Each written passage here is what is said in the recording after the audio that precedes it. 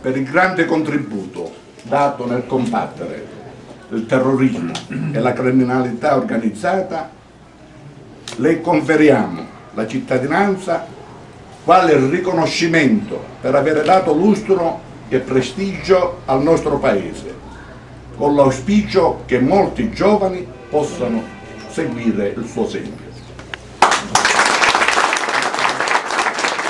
Lezioni di giustizia e legalità tra gli studenti a Cattolica Reclea per il conferimento della cittadinanza onoraria al giudice Aldo Giubilaro, cattolicese già membro del CSM, attualmente capo della Procura di Massa in Toscana, in prima linea contro il terrorismo negli anni 70 e contro Tangentopoli e le mafie dalla fine degli anni 80 agli inizi degli anni 90. Cosa rappresenta per lei questo riconoscimento? Beh, rappresenta tante belle cose per la verità e in prima battuta riannodare le fila in concreto con una realtà che non si dimentica, non si può dimenticare. Dicevo nel corso del piccolo intervento che faccio per l'appunto adesso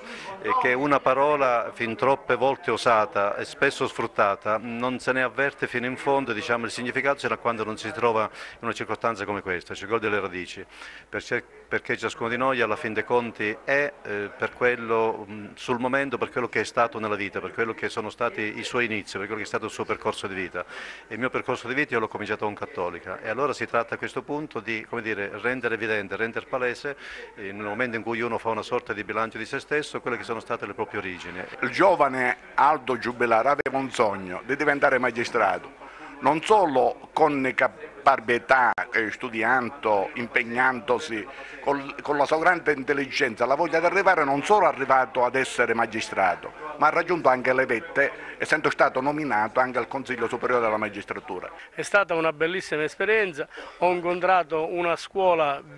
molto viva sotto questo profilo, pronta a rispondere e nello stesso tempo a recepire. È stata una bellissima esperienza. La nostra scuola ha come pilastro fondamentale l'educazione alla legalità. Noi riteniamo che